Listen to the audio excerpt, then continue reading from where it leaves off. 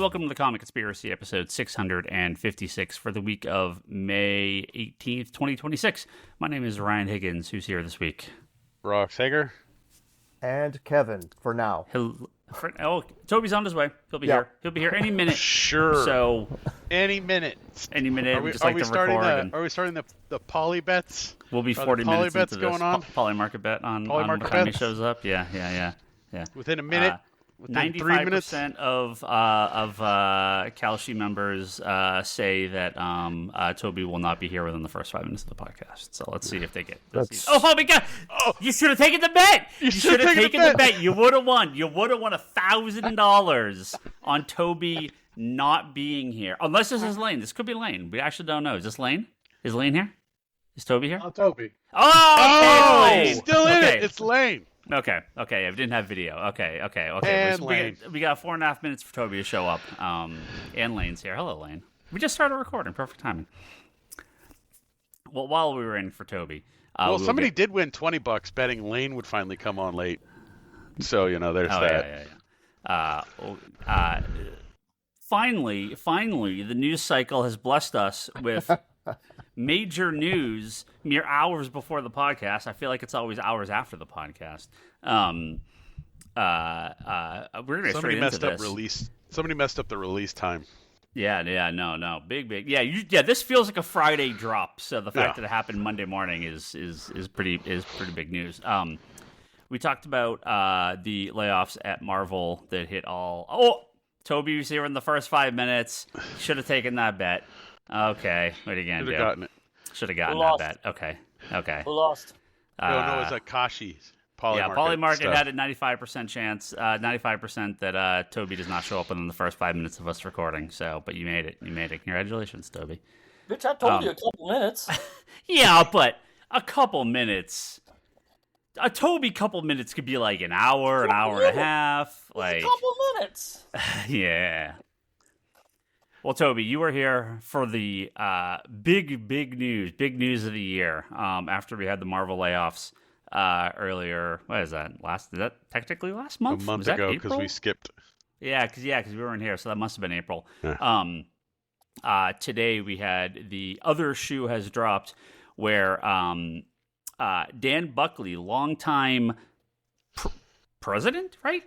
Dan Buckley, president, publisher, president. Yeah, the official title. Is stepping down, quote unquote, stepping down from his role at Marvel, and two new Disney executives will be taking over. Marvel Studios executive Brad Winderbaum, and he will be the head of Marvel Television, Animation, Comics, and Franchise. These are direct quotes from the Marvel press release. He will oversee the creative direction of Marvel's expansive publishing portfolio, as well as Marvel's global brand and franchise efforts, in addition to his current role of overseeing television and animation. And then from Disney, what's the other guy's name? David Abdo will serve as the general manager, comics and franchise, who will be reporting to Brad Winderbaum. And then C.B. Cebulski, the current EIC of Marvel Comics, we'll see how long that lasts, will be reporting to Dave Abdo. David Abdo came from executive with digital expertise and leadership. He was the general manager of the Disney Music Group, responsible for the day-to-day management of Disney's global music division. So the comic people are now all officially out at the head of Marvel. All Disney people are now at Marvel, short of the EIC role. I can't imagine you'd get an EIC that was just a Disney exec. But the last pre-Disney head is gone. So, there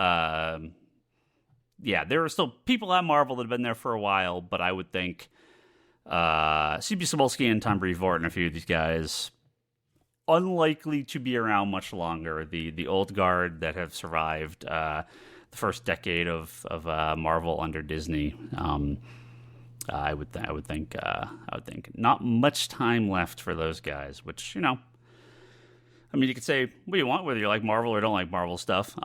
Their sales have suffered greatly in the last couple of years. This probably was going to happen either way. Just Disney people taking over more Marvel stuff.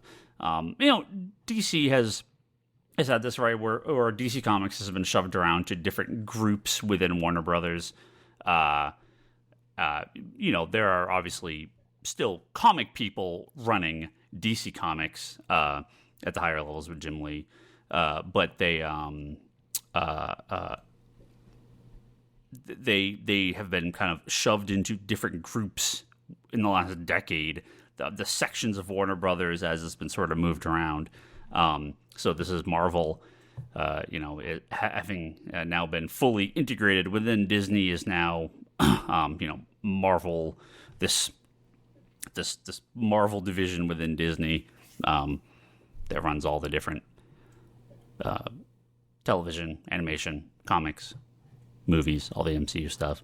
So that if you're concerned about the what's the expression, the tail wagging the dog with Marvel, with the film and comics, that's likely going to have the movie people much more heavily involved, the media people more heavily involved in the comic side, which not always a great thing. We'll see what happens.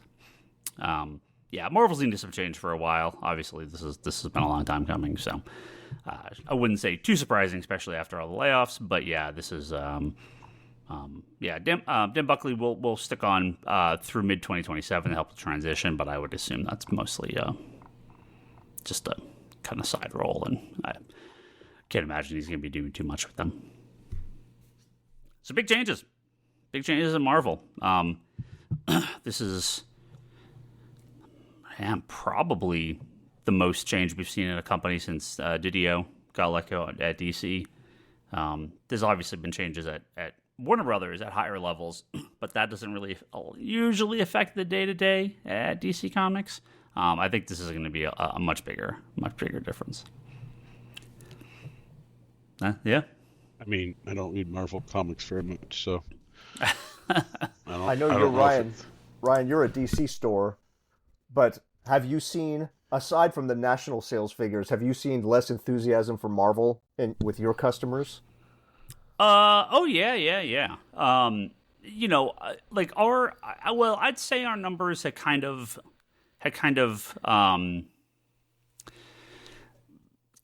bottomed out. And so we have kind of a minimum, that floor is higher than it was years ago, but it is still lower on average per book than DC. Again, we definitely buck a national trend, but so our numbers did not have far to fall because I feel like there's there is a limit to, all of these Ultimate Spider-Man and Ultimates and Ultimate X-Men to a degree did really well. Amazing Spider-Man numbers are really soft, but there is still a number that they're always going to kind of hit, but nothing at Marvel is anywhere close to the top 25 books that DC puts out. Maybe top 20 books that DC puts out. Obviously, Absolute is a large part of that. Marvel. Again, for us, it's not awful, but it's been this for a long time.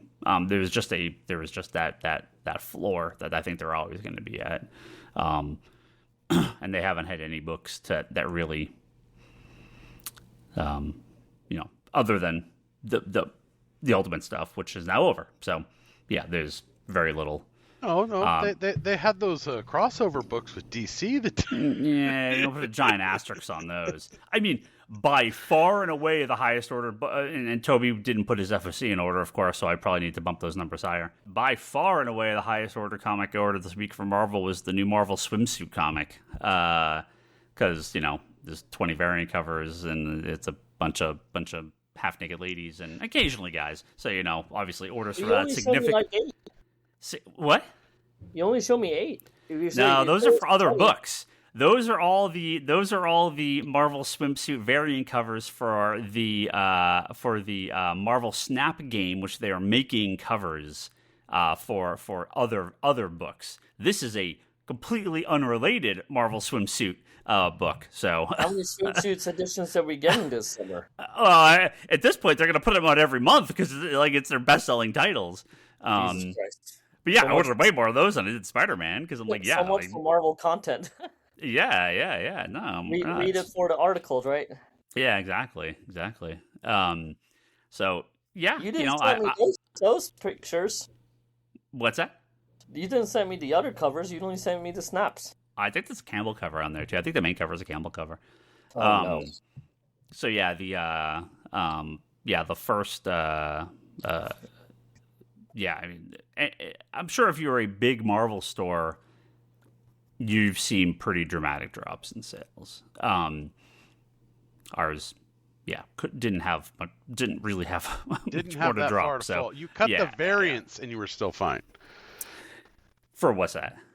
Like you would cut your Marvel variants are so low that really all you did was cut the Marvel variants out. I mean, except for a handful of stuff, variant covers in general have. I mean, we get a lot of special orders, sales off the shelf, unless it's like Art Germ or Jim Lee. Like they tend to be pretty light right now. But Marvel puts out. DC does too. Don't get me wrong. DC puts out a lot of variant covers that are pretty unnecessary and very. So it's like, okay, I got 2 special orders. I'll order 1 copy for the shelf. Sometimes we sell it, sometimes we don't. Mm-hmm. I mean, there are certain covers, sure, like a Gun Honey book that came out. It was like, oh, sure, we're gonna have Argerm and Adam Hughes and like someone else. I'm like, all right, cool. And there are like 80 of these. But yeah, they tend to the random nobody variant cover. It's just like, oh, great. We need 6. There's actually, I think the Predator book this week did not have a variant cover, which is. The Marvel only does that for like the final issues of series that are selling horribly. Mm-hmm. So they're just like, we're just gonna fucking cut this book. Like we know we're not gonna sell any variants. Which, again, the Predator books do okay for us compared. I mean, like anything else. So, so sales must have been brutal on that. But yeah, big change of Marvel. Big change of Marvel. This obviously take a little while to, for anything to come of this, but. Can everybody guess who was the well-known comics creator who was the #1 cheerleader of these firings at Marvel? And is rooting for more. Let me guess. It is the co-creator of Deadpool. How dare you say that? That's an insult. The co-creator of Deadpool. How dare you say it? You mean the feet artist? Yeah. Yes. Co-creator. Remember, everyone. Co-creator of Deadpool. Remember to call him that when you talk to him. Co-creator of Deadpool. Yeah. I will not stand. For anybody who's listening to Ryan and has not met this person in real life, I'd recommend not saying that. Well, I mean, I think he goes by Mr. Co-creator of Deadpool, actually. Yeah, is it really the creators of Deadpool, Marv Wolfman, and George Perez, right? I mean, aren't they really the creator of Deadpool? Yes, because they created Slade Wilson. Yes, exactly. Yes, because they created Deathstroke. Because, Yeah. Well, what a time for Marvel to be going through major changes, because they just announced that while the Ultimate Universe is over, they absolutely have a great new idea for an original project that I absolutely assume people will be excited for. Hey, I will just say before you even read it, I was excited for like 3 minutes before I read what this actually was. Because what I thought it was is not what it actually is. You and everyone else. Yes. I was excited, for the record.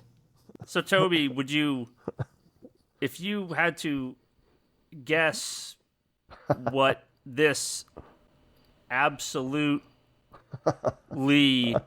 is just from Marvel... Just fucking stop. Marvel's bold, brand new line that's absolute not a ripoff of another company's currently top-selling comic line. Oh, bringing back the Ultimates again? Could you guess which the Absolute totally took from Marvel? Yeah. Oh, there you go. There you go. Yeah. Fuck you, Ryan. Marvel is launching a high-end Midnight Suns reboot starring Ghost Rider, Blade, Morbius. Oh, wait, I'm sorry. I got that wrong. Marvel's ripping off the Absolute line with their own line called Midnight, written by Jonathan Hickman, who I'm sure will do 5 issues at least, or 6 issues. He'll finish it, totally. Yes, Midnight, a terrifying new universe, which is going to be a dark version of... Wait, I do not actually have the... hold on, I have the wrong link. Let me get the one so I can get the official titles and creative teams here. I almost typed in Marvel Absolute. What the hell is it called? Marvel Midnight? Yeah, how is it not Midnight Suns? Like, what the fuck's wrong with them? It is Midnight X-Men by Jonathan Hickman, Midnight Fantastic Four by Ben Percy, and Midnight Spider-Man by Philip Kennedy Johnson.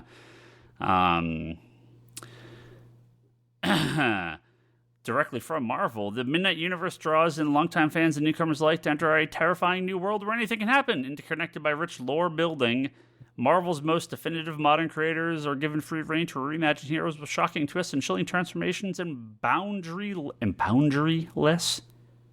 creator. Did Chat GPT write this? Boundaryless creator-driven storylines will keep readers on the edge issue after issue. Yeah, this is awful.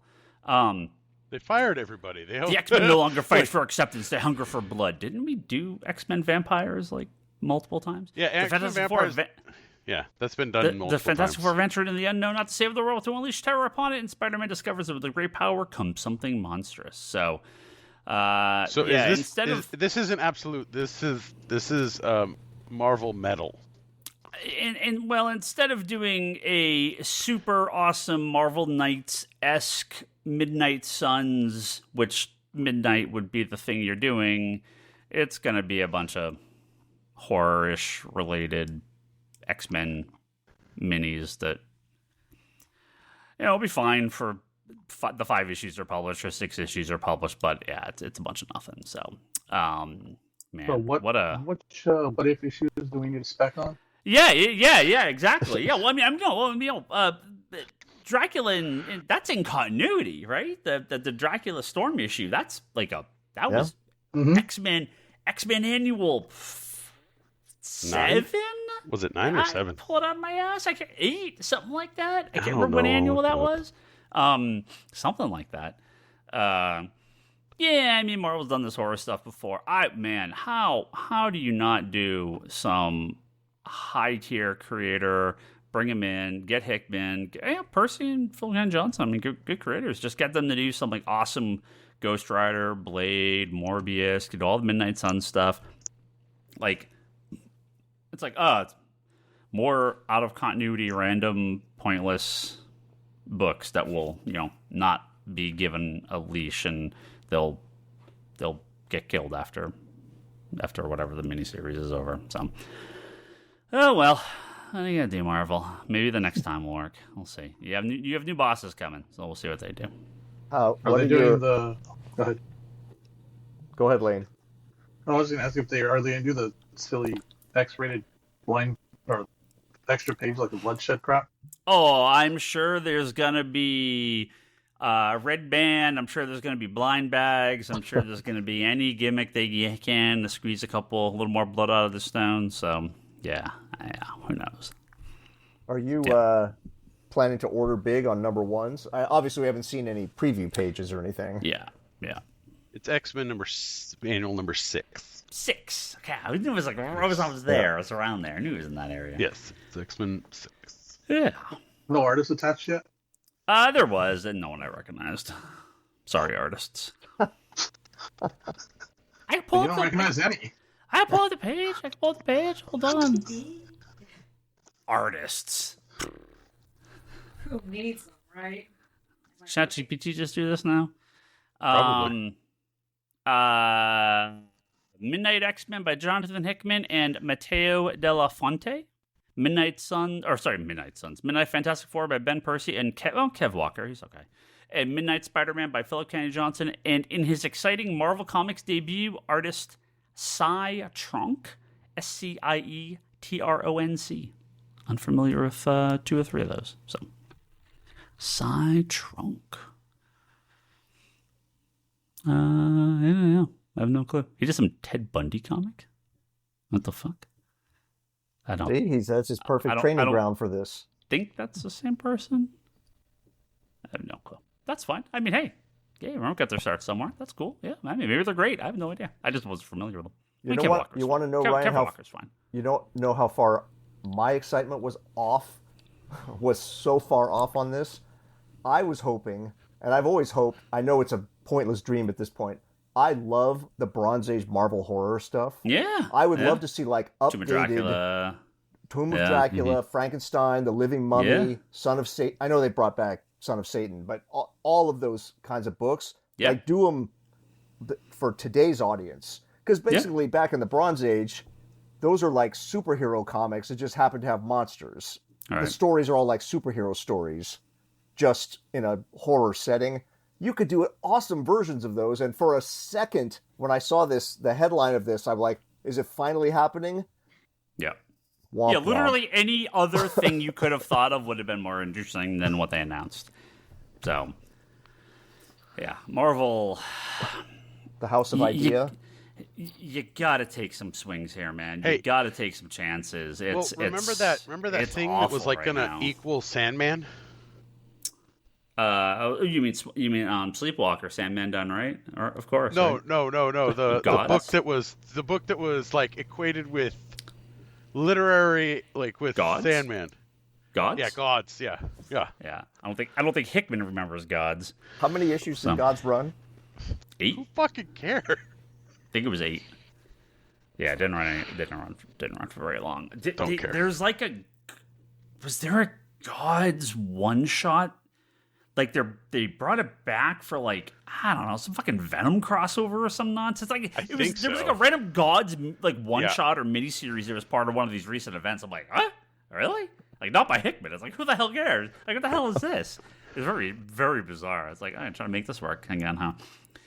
I mean, I'm sure these is all fine, but like, they're gonna do blind backs. It'll all be variant covers. It'll be the same old shit over and over again. Just a bunch of nothing. Yeah. I mean, they're the Queen in Black, man.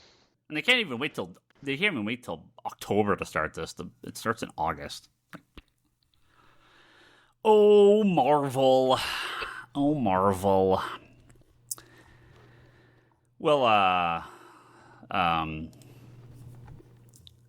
One World Under Doom is the one shot you were talking about. Yeah. So very strange. Wait, God's crossed over with that?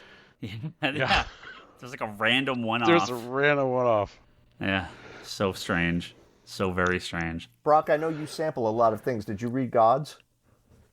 I attempted to read that first issue, and it was fucking horrible. It was bad. Yeah, that was a case where I said, look, I literally don't know what this is. I will actually read the first issue to see what it was. I might have got 4 or 5 pages in. Yeah, it was like, I'm good. It was it's fine. Fucking horrible. I just didn't. It was like, this is nothing. I don't know what the hell this is. It was very, It was fucking bad. Yeah, it's time for anything else. Well, I know the number one place to receive your comic news is justcomicnews.com. Yeah. The second place to get your comic news, is the Comic Conspiracy podcast. But if you go on other comic websites, you may realize that most of them are absolutely awful and terrible these days. There's still a couple good sites out there like Comics Beat. I like AIPT; they do a pretty good job. Graphic Policy. Graphic Policy is pretty good. But we can pour one out for our boys at Newsarama. final employee gone, the zombie site over. I mean, it was like Comic Book Resources and Newsarama were like the comic book news websites for the, like the late 90s into like the 2010s. And then just like CBR became CBR. Once that sold, downhill, absolute garbage ever since. Newsarama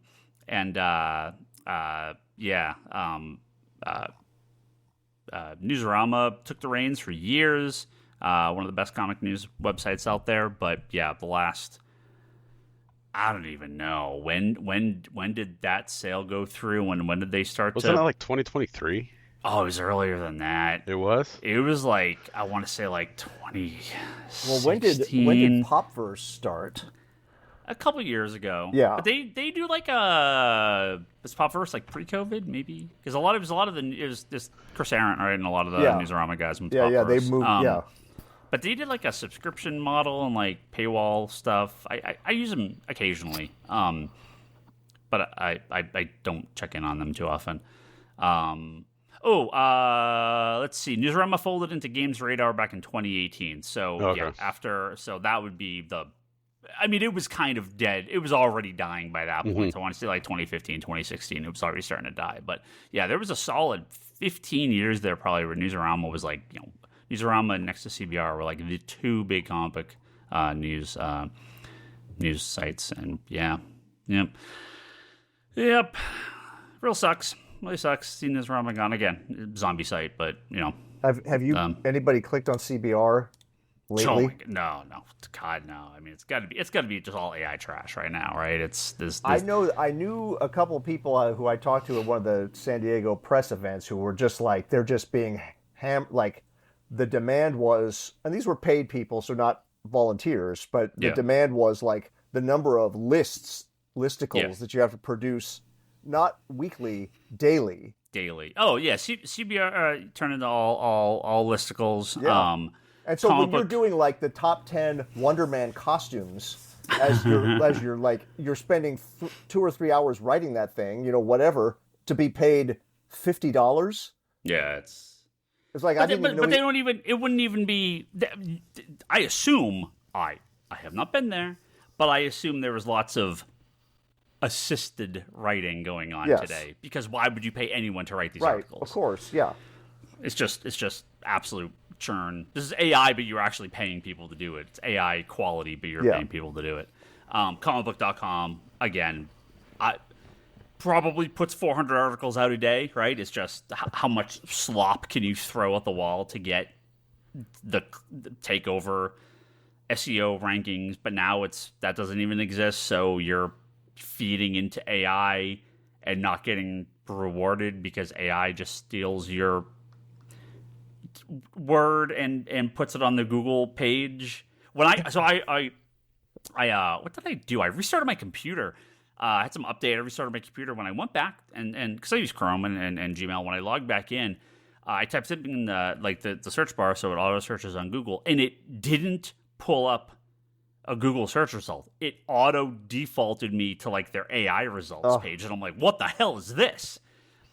I couldn't figure out how to get back to like searching regular Google. And I'm like, oh god, if this is permanent, then I'm out. Like, Google's automatically loaded like tons of shit on everyone's computer with Chrome. So I was able to figure out how to get back to just having it load to regular Google search. I'm like, all right, that's fine for now. But I just instantly skipped down all the AI results stuff. I scroll down to the results. I don't even look at it. So as long as that doesn't change, it's fine for now. But yeah, you can set it to auto verbatim so you don't get that shit. It's fine. It's fine for now. We're back to normal, which is remember how long ago was it? It seems so long ago now. Back in those magical times when the internet was fun and good. When was that? When did that end? Pre-social media. Yeah, I think so. Social media just killed it. Like we thought it was the greatest, and we're like, oh no, this actually is awful. This actually is the worst thing that ever happened to the internet. So yeah. Because it's not even opinion. It's demonstrably worse now. It's not like an old man yells at cloud like I like things back better in the old days. Yeah. Like it's just worse. Everything's just find worse. Your communities. Just find your little communities. But that's back to how it used to be, right? just get away from the internet at large, but most people don't. So that's unfortunate. But I like AI slop, don't I? Well, luckily, JustComicNews.com has none of that, Brock. I guarantee it has none of it. Sure, someone's taken that site.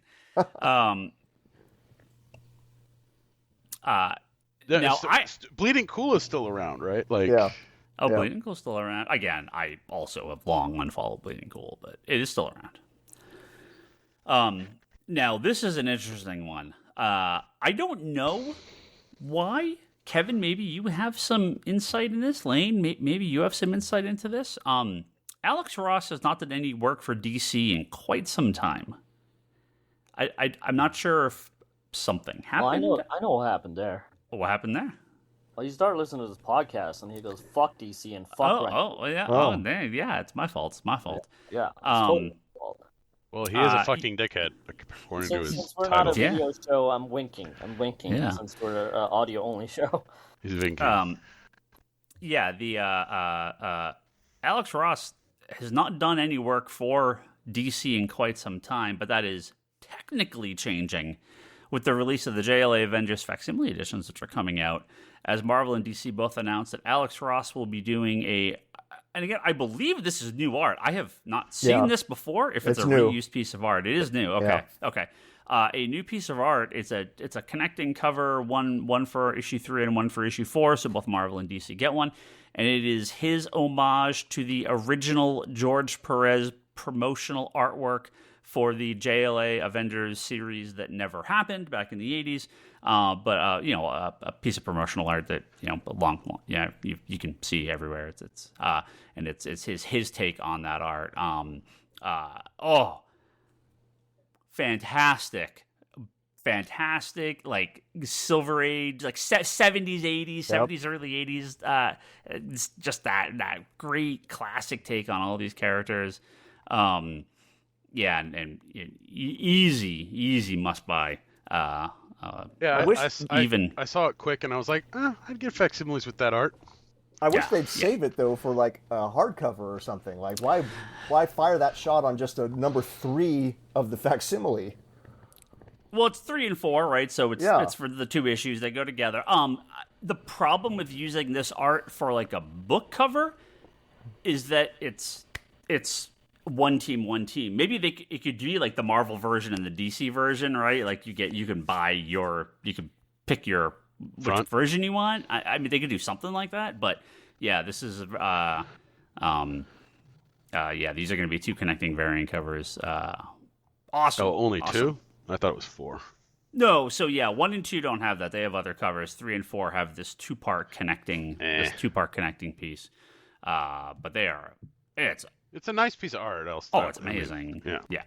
I don't know what is up. I don't know why Alex Ross has not done anything with DC. Like, he still does DC stuff for his own, like prints, and a couple have come in to be used as variant covers, but I don't believe any of that was original for DC. I think that was like some of those like anniversary books they did a couple years ago. Like there was an Alex Ross, there was the Superman, right? Like the homage cover to Superman. Like there's been a couple things, but I believe none of that was actually original for DC. It was something he had done and then allowed DC to use. So he's done a lot of covers for Marvel over the last decade or so. I mean, maybe he has a contract with Marvel. Yeah, I mean, he can only do so much. It is just surprising that he has not done more DC work. Whoa.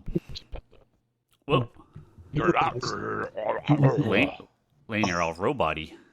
I know what's going on. I'm hearing you guys do the same thing on my end, so I think it's the internet or something.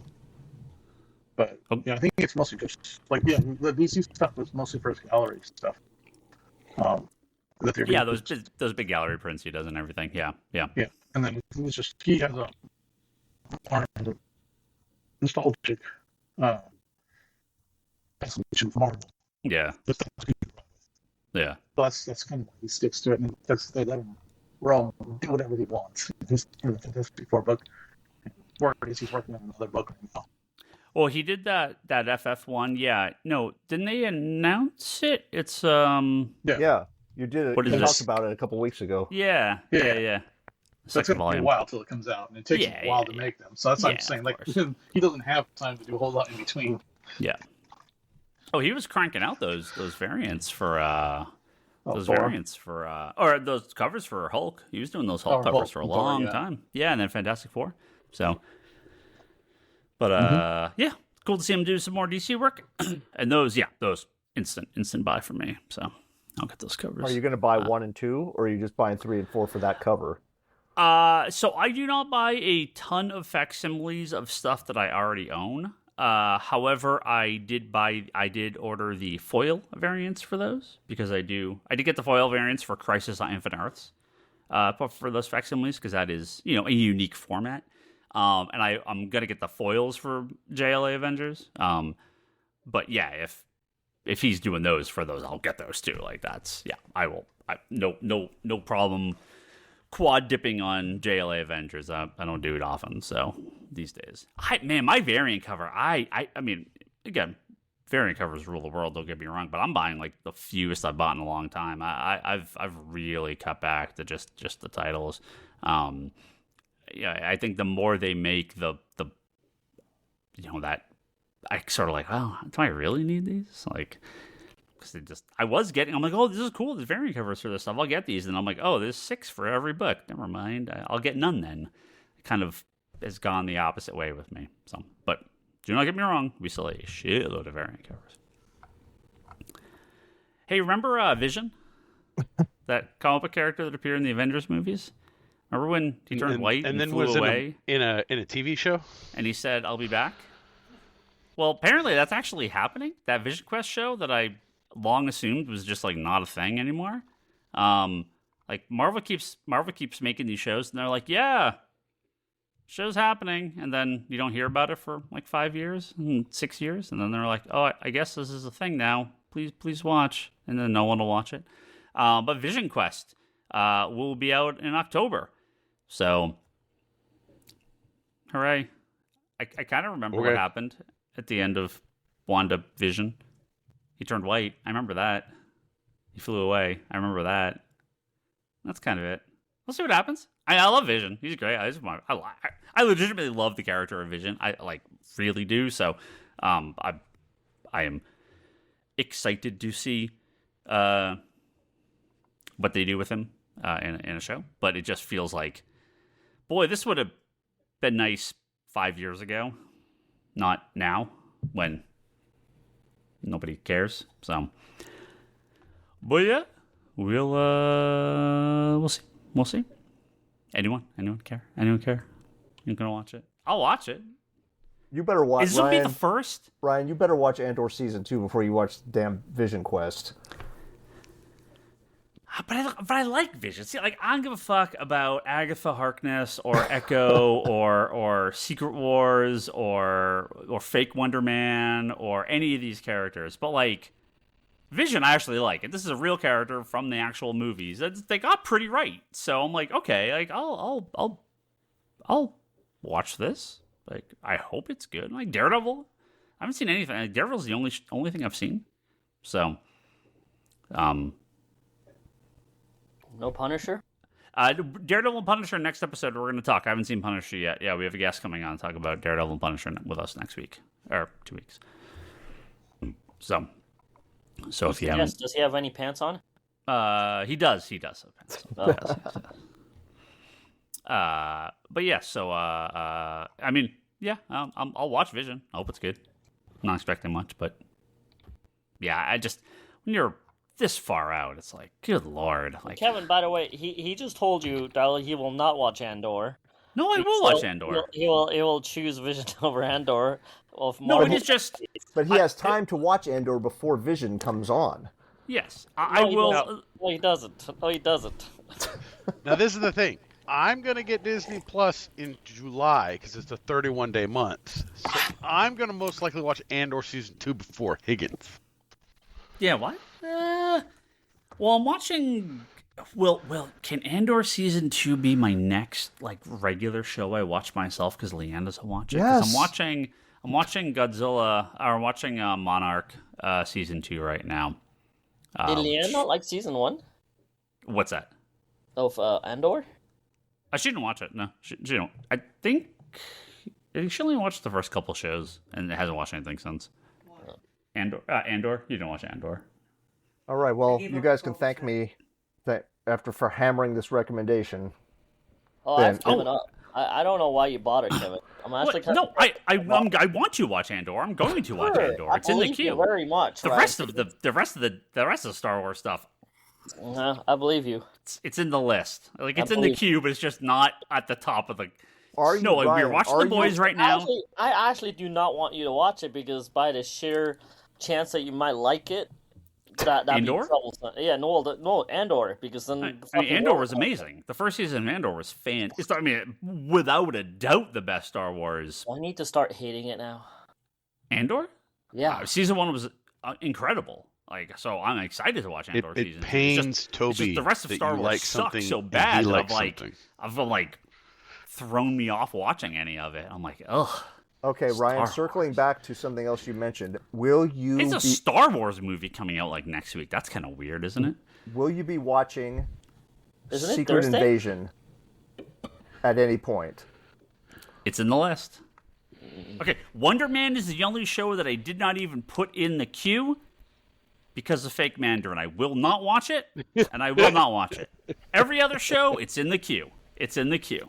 Well, to be honest, Kevin, if he watches Secret Invasion, he may just never watch Vision ever.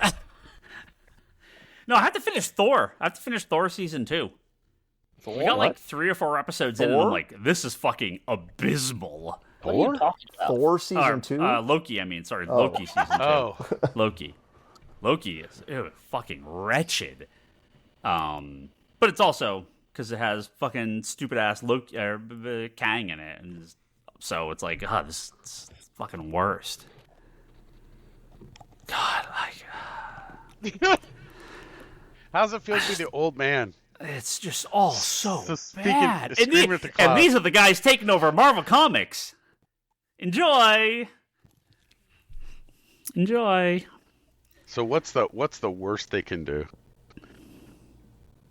Like, give an example of the worst thing. I mean, I don't think there's nowhere to go but up at this point for the shows and the comics. No, they can't get much worse. They can go lower. They could put Ben Kingsley in everything. Again, there is sort of like a floor.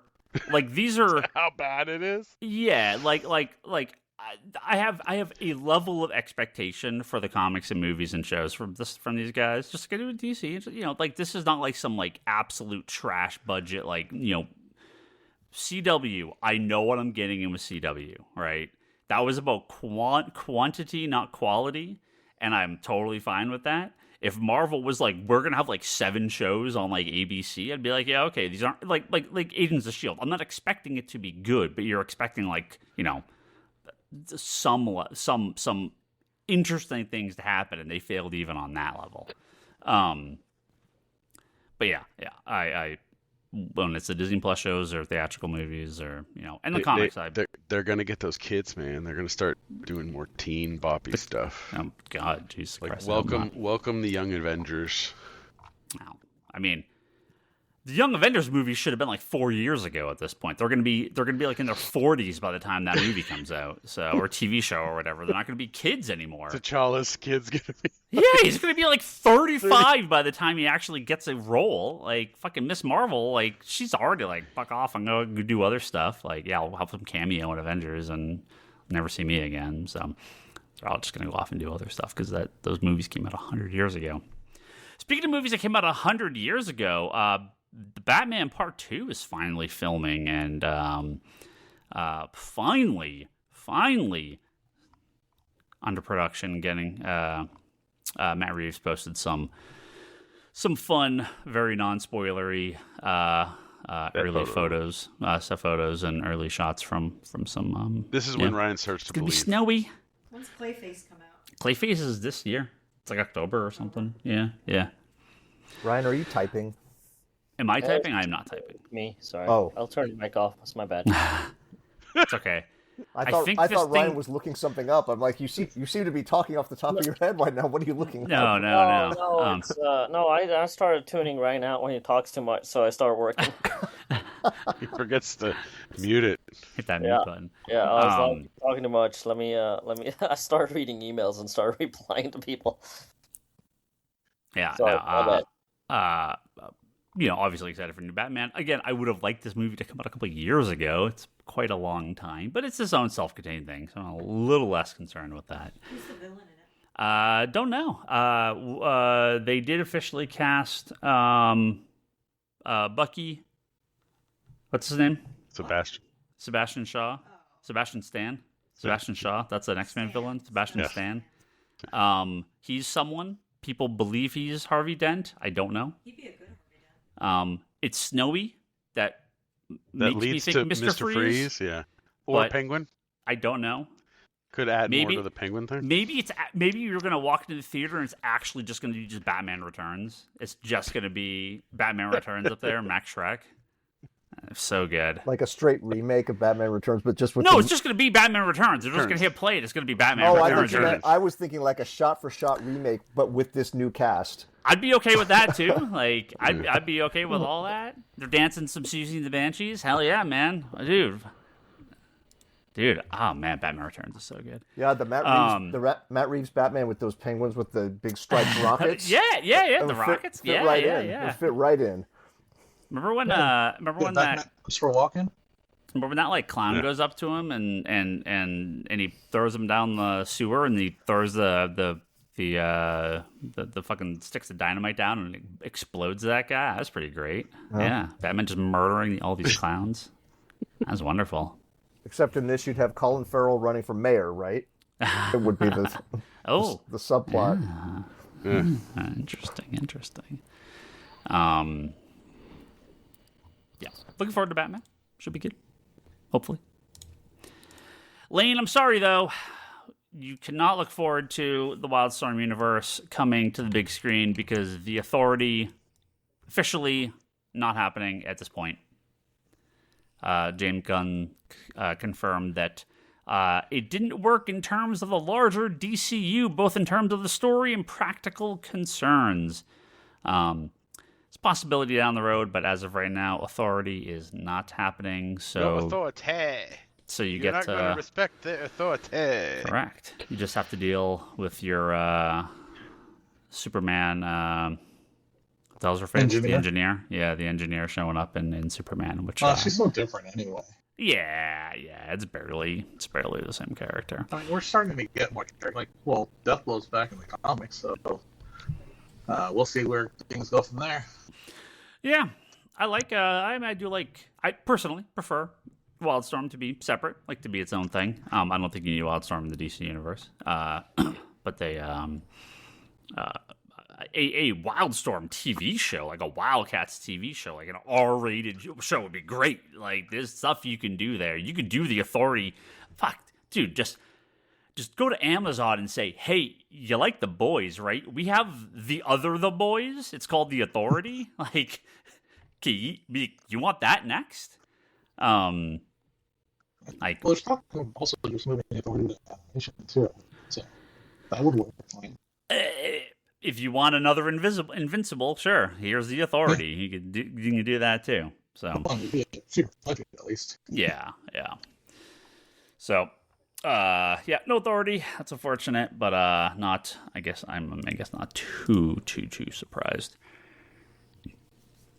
My last news story. I guess we have stuff we can talk about. Whatever. I guess podcast is almost over. We continue to talk about people dying constantly on this podcast, and death never ends, unfortunately, despite our best attempts.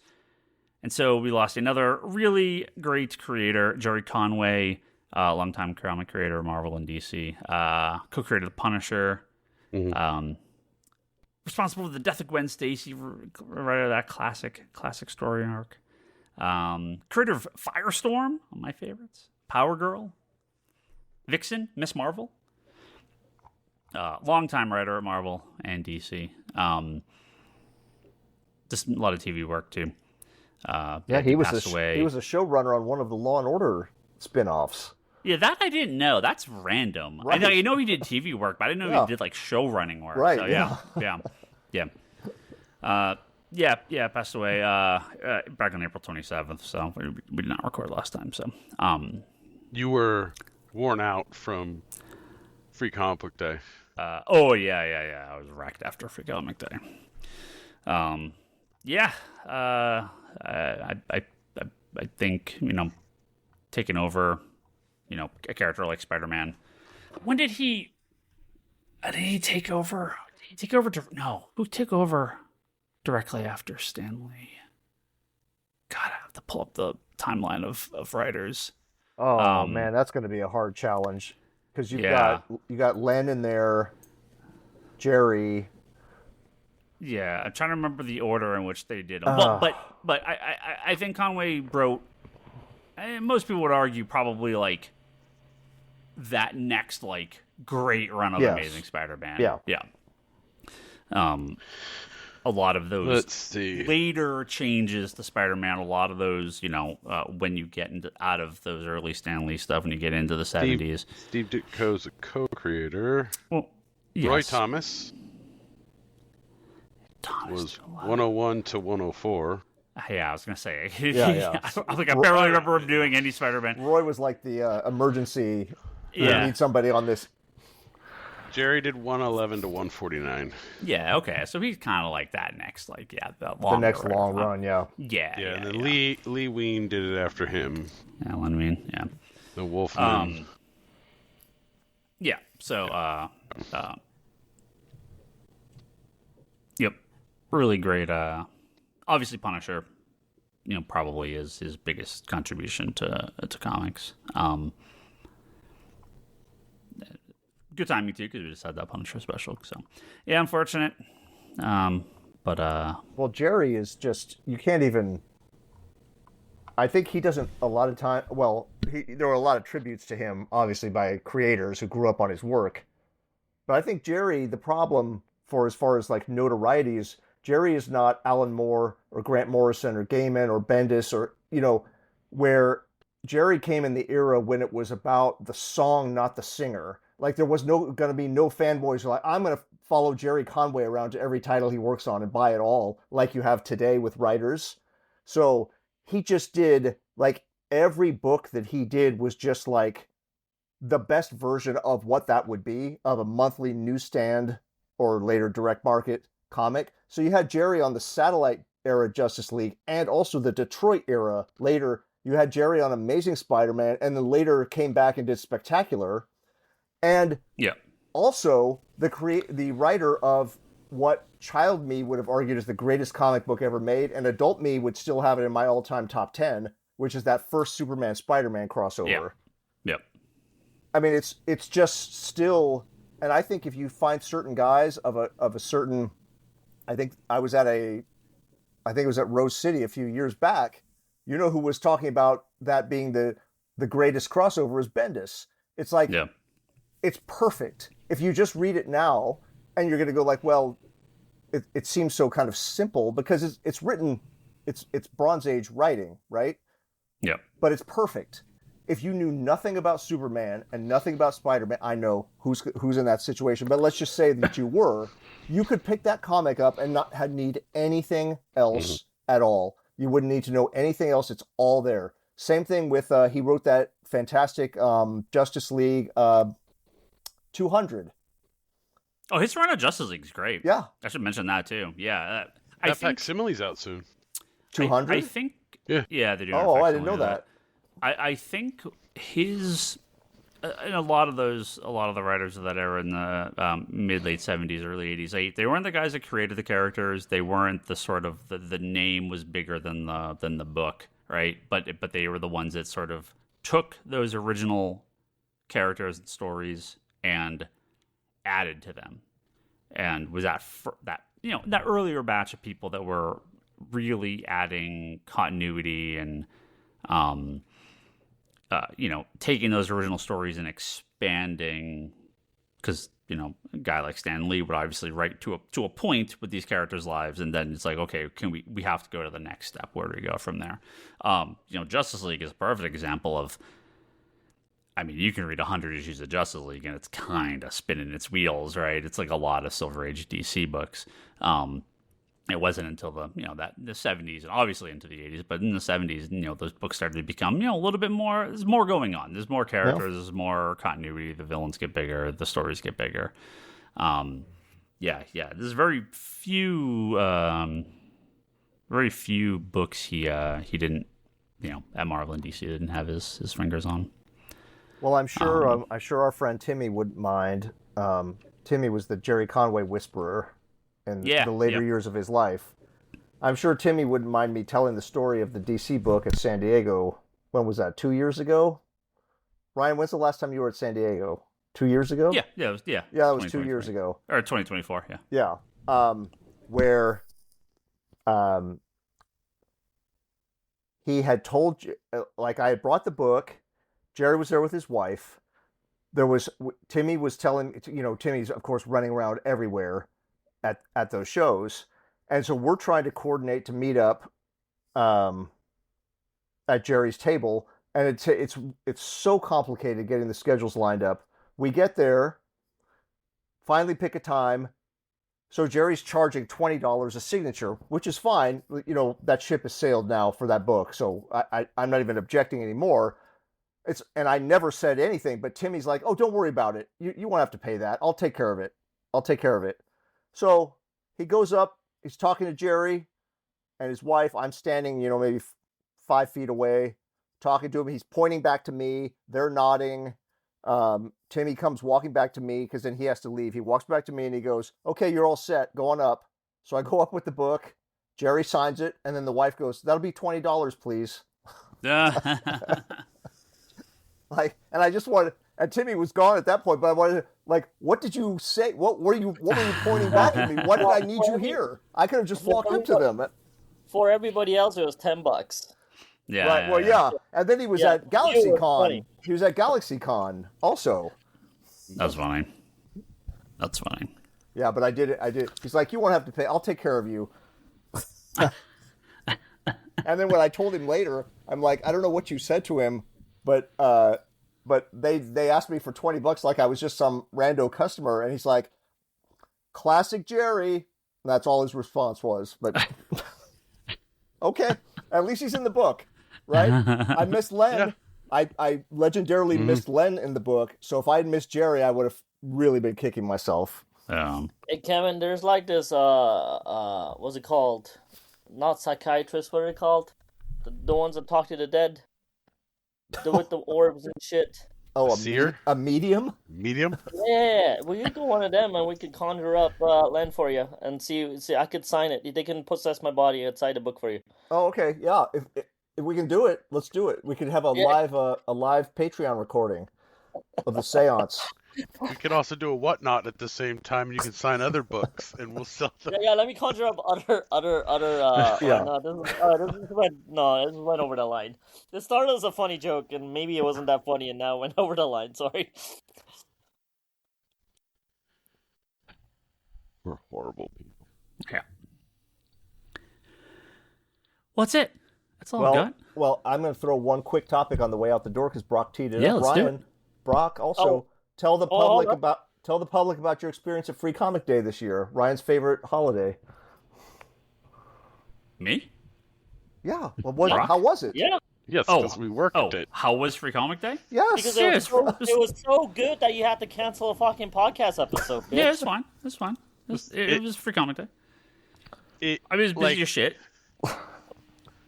Yeah. I actually think this year the selection was pretty poor. Like, there were plenty of times where the selection was garbage. Yeah, there were plenty of times where I'm like, oh, it's 5. We do 5 free, and then 5 more than you purchase. So you do 5 free, and you made a purchase. You can take up to 5 more, and there you have like 2 books in their hand, and they're like, no, I'm good.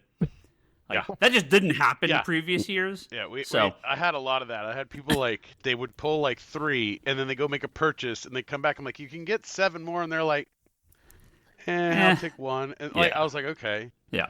The annoying one was that Dungeon Crawler Carl. Never heard of comic. It. I have no idea what this is. Like, I had to limit that one. But every jerk off was calling about it. I'm like, no, I'm not. I don't have this. I ordered my obligatory 1 pack because it's something I've never heard of before. And I'm like, sure. I had to limit it because people were trying to pull like all 5 that they were getting of that just one. I was like no, it's just one copy. What is it? It's connected to a book series. It's a game. It's also a game. Yeah. This seems like some Zoomer shit that I don't want to know. It's just a spec book. That I don't need to know anything about. So, yeah. It will be coming out as a graphic novel, so you might want to stock the shelves with. Is the writer a YouTuber or something? I'm sure. No. It's just a book. Strange. Fantasy book people really, really like. Interesting. It's kind of. It's not as big as Harry Potter, but it's Well, it's called Dungeon Crawler Carl. So my expectations are, I would say, low. Interesting. Yeah, it's just the latest It thing. Because I think, isn't it also now being under consideration for a movie or something now? Probably. Because of the hype. Speculation. So, yeah, it's more or less a spec. But because it's already kind of crossed over to all these different genres or, game, comics, book. We'll do a whatnot live stream selling only Dungeon Crawler Carl. It probably would sell. Not with me. Yeah, enough. But honestly, the selection, DC just did they were just reprints. They were just reprints of 3 books that were already out. Hopefully, we had copies on the shelf. Almost no. Yeah, Marvel had their new stuff, but yeah. Yeah, the only thing was the Queen in Black. I think was the one that went first. But for the most part, it was just the same old here's some free comics. Yeah. Here's some stickers. You guys are a bundle of joy. Yeah, I try. I try. A bundle of joy. Are you the biggest day for 18 fucking years? Man. Are you the biggest Dungeon Crawler Carl fan out there, Toby? No, but I had a good old time at fucking Oakland Comic Con. Oh yeah, that's right. Yeah, how was it? I didn't get to go. It was fucking excellent. It was very small, but they're very much concentrated on the comic book guys. And very indie. I mean, it almost felt a little bit ape-ish, as in the old alternative press expo. But I feel like they have something really special starting. It's very small right now, very very small. But the vibe, even just talking to guys that were boothing, they were all really happy. Both the vendors in the back that were doing comic book vending and the artist alley that was huge, by the way. They're all really they're all really digging it. And then I started talking to, I forgot who it was. They were telling me it was basically the former Emerald City guys, which obviously got sold to Repop. So if it's those guys, because a lot of artists, that was their favorite con back in the day. I don't know if it's still the favorite con post Repop purchase, but if that's something brewing in Oakland, I'm all for it, man. And there's just something about Oakland and art that go together, because I don't know, man. The vibe was really good, and I'm cheering on this con, and I can't wait for next year. They already announced the dates, and I hope they get to build something. And oddly enough, Cape and Cal Con came out too. I was talking to a couple of people. They were actually mentioning Cape and Cal, that they had a great old time at that one too. So there's something happening, man. I really enjoy it. I mean, it's nothing big. It's I would say this is a step better than a hotel con at the moment, but very very small, very old school style feel. I think they only had 2 panel rooms. But I think they were just concentrating on having a really good start, and I think they did. So I'm actually really excited for next year. Yeah, I'm bummed I actually missed the first one. I was going to go, but just didn't get a chance. Nice. Yeah. I bought more books than I thought I would. No, I went there for Brianna's Race by Ghost book that I finally was able to get a copy. Who? Because last Brianna Lawson, Race by Ghost is actually up for an Eisner this year at this year's San Diego Comic Con. And that was the main thing I went up there for, because the last few times when I went to see her, she just ran out of the book, which is awesome. That means she's selling the books. But then I was talking to a few folks that were just boothing, and I liked the art style, and I flipped through the book, and there were nice dudes, and I was like, you know what? I'll blind buy this and this book. Yeah, exactly. Yeah, that book right there. It's really good. Yeah, I bought a few. There's a graffiti artist that had a kind of. He goes, yeah, it might be some true stories in there or not. It was called Crime Guys, so I bought both of those. There's a guy that did a kids book called Puppy Nights, and I thought the art looked phenomenal in that one too, so I picked that up. There's a guy that had like a kind of a Ghost Rider-ish looking dude on a skateboard that looked really cool. I mean, the art was just fantastic, so I picked that up. He also had a cool Buffy print. Picked that up. So I picked up more books than I thought I was gonna, like, just on sheer just looking through tables. So I thought that was really cool. I'm really excited to read the books. So yeah, I know Lane was there before I was. So yeah, I do the same thing. I ended up buying books too, not because of you, but yeah, because I got the Brianna's older book. Yeah. And Tian's book. Tian's book is fantastic, dude. Tian's book is phenomenal. I really like his book. I haven't read it. Who? Tian Fam? Yeah, he did the family style book. He won the context, please. He won the Eisner a couple years ago, where Gene Yang was like behind us over at the Eisners. Remember when we were like there? What was that? Yeah. I remember. Oh, Eisner voting. Did you guys get your Eisner votes? Your emails? It's live now. I don't read comics. What DC stuff got nominated I can vote for?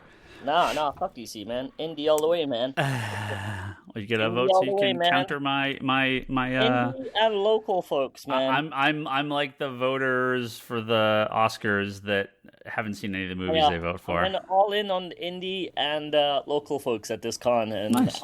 I was happier nice. than a long time at a con, coming out of a con. Yeah. Nice. That was really cool. Good. And by the Takes way, all I kinds. want to say my highlight of today's podcast is Ryan's title. Fucking dickhead. Yeah. Fucking love it. Yeah. Did Ryan you change Scott's that, or Ryan Scott changed it? Toby and Brock, you guys guess what is Ryan Scott's title? So we record on a platform called Riverside, like and in Vagina Head. And unknown to us, you can set a tag or like a subtitle for the person's name, but like the username. And it is not something I control because me and Ryan Scott split his account. It's his account though, so he can set these like tags and like names for people. So what was mine last week? Like cool guy or something like that, or cool guy? That was phenomenal. Yeah, I was and you guys were wondering super how mad. you were the only cool guy on the podcast, while none of us were a cool guy. Yeah, so Ryan changed mine to fucking dickhead. It's even better now. What is Ryan's? If mine is fucking dickhead, Toby and Brock, and I'm calling on you two specifically. I already said it. Fucking Vagina Head. No. No. Oh, okay. I sincerely hope this isn't just dickhead. Fucking Bush. No. He's his annoying customer. Oh,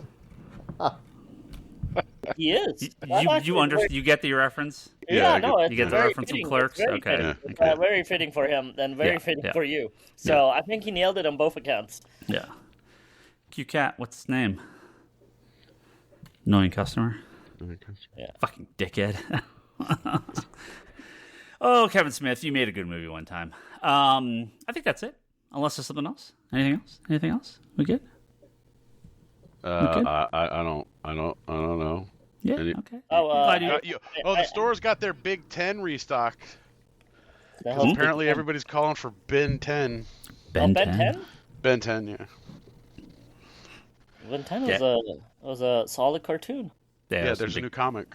Yeah. Is there? Is it following? Is it the next evolution of Ben 10? I have no idea. Is he a grandpa in this one? Because he started as a kid and got older and older in the shows. It's one of those things I ordered generic 2 shelf copies because it's another licensed book, and I had like 400 people calling for it. I'm like, who knew? Yeah, you're already grumpy old comic book store owner now. It's a licensed book. I'm like these things never sell. Well, this is like, I mean, you believe your beliefs. It's all right. Everybody else is excited and goes, we want to. Herculoids. I ordered way more of those. Well, that's because you wanted Herculoids. It's because all my olds at the shop want Herculoids. And you want a couple of the variants. It was not good. I know they were variants. It was fine, but it was like whatever. Hey, last Whatnot, someone said the Whatnot stream is better than the podcast now. Nice. Yeah. Yeah, I'm taking that one to the grave. Because they also get to buy comics when they're on there. So we could sell comics on here, but we could join Toby and Lane and Kevin sometimes, other Kevin. When we hit 1,000, you're coming onto the show because that's what I promised them. And if you don't, I'm gonna just drag you there. Kevin did join us. Yeah, twice he did. now. Twice. I know. I said this Kevin, and then Kevin Rollis. Hey, we do double Kevins. We almost auctioned a Kevin off the other day. It became a thing. You almost auctioned a Kevin off. Summer is coming, so I might be able to pop in once or twice. Oh no, I'm a little worried about summer because it's gonna be fucking hot. It's gonna be warm. Yeah, oh, I don't know what you guys are gonna do with that. Oh, I'll fucking show up in my underwear. Yeah, it's gonna be a different kind of whatnot. To get that AC and fan going or something. You gonna pose for another billboard ad? No, I retired from those. Old school. Yeah, bring it back. No, I retired from the what's that bathhouse? That's a throwback. A bathhouse. Do you know this story, Kevin? No, I don't think so. Oh Jesus! So do you know one of our regulars? His name is Trevor Waddick-Mudcourt. Yeah. Yeah, he came into the store one day and with a big old smile, and I'm like, okay, something is up. And he goes, hey, you do any modeling lately? I'm like, the hell are you talking about, dude? And he goes, you're in an ad. I'm like, oh, whatever. He goes, I'll bring it in. I'm like, bring it in, right? I like, it's not me. It's like, sure, whoever looks like me, whatever, right? He did bring it in the following week. I think he came in. I think Nadia and Charlie were there. Nadia, Charlie's wife. And he goes, Nadia, look at it. And, this is one of those where I just expect a couple of reactions, go, nah, or, yeah, maybe I could see it. She just went dead silent. And I was like, uh-oh. At that point, I was a little worried. And so when I finally got to see it, it's like a dude that literally really did look like me, arm in arm with two other dudes, like half naked, smiling, and there was an ad for a gay bathhouse. It was scary seeing it. It was in the Metro, wasn't it? It was in the back of the Metro, yeah. So apparently I'm in the back of the Metro. It's my twin brother. My twin brother, I didn't know that I had, I guess. He's a little better looking though. He's got some abs going. I never really had that developed for me. So, yeah. And memory lane. I think he's into dudes. Yeah, which is fine,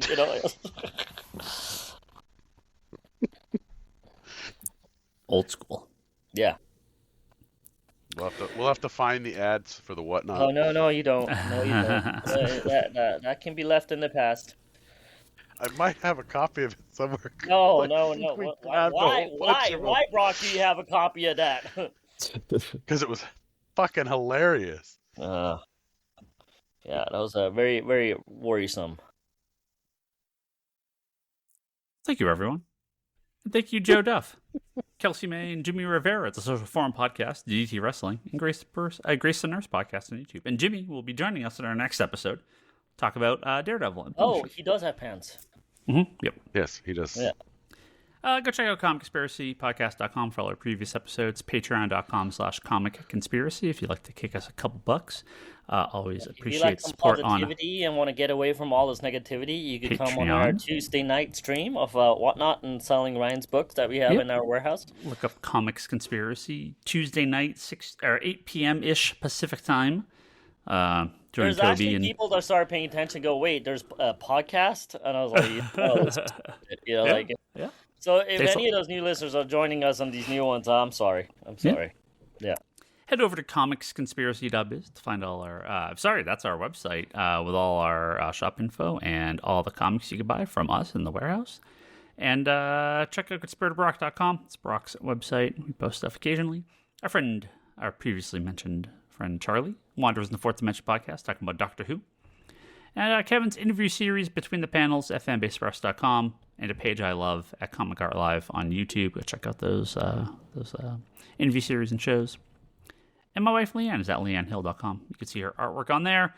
If you're on Blue Sky, I'm there posting about the Red Sox, Ryan Higgins, Brock Sager, Toby's Toby XI, but he doesn't post or have the app installed or anything. And Kevin is at Kevin Sharp. He posts occasionally. And is that follow my adventures of... playing Final Fantasy V. Listen to me on Geekbox, and I'm almost done. So, is the blue sky thing actually happening still? Blue Sky? What's that? Is it still happening? Blue Sky? Yeah. The website Blue Sky? Well, I just remember like Mastodon being a thing that you were all going over, and I'm like, okay. And then no. Blue Skies, a couple years now. Yep. Yeah. Everyone says Blue Sky is dying constantly, but I keep posting on it, so that's so whatever. You're a sole survivor. You're keeping it alive. Got it. I mean, it's going to be the comic book like social media page because it's constantly dying. So I'm out. I told you guys, once Blue Sky's out, that's it. This is my last. Actually talk to humans? Huh? You actually going to start talking to humans? Oh, I do talk to humans, yeah. No. This is how you're at the store. Hey, and then. Okay. Well, hey, that's just okay. You. So. Yeah. Yeah. Yeah. So. Yeah. Yeah. Well, it's funny because you respond to me on the Blue Sky or like other people while you're doing. So you're actually having conversations. Well, I do work, and I do a lot of work on a computer too. So Sure. Yeah. Believe you. Yeah. That's it. And on that note, Yes. Goodbye, everyone.